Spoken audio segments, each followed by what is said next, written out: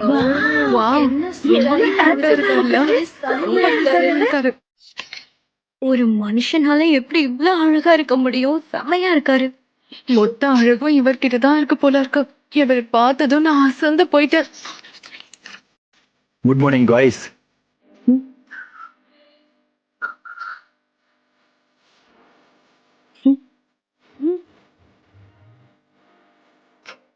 என்ன பண்றீங்க? இதுக்கப்புறம் இந்த கிளாஸ் மட்டும்தான் என்னோட ஃபேவரட்டா இருக்க போகுது.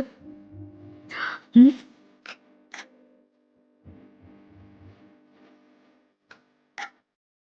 கையில ரிங்கே இல்ல.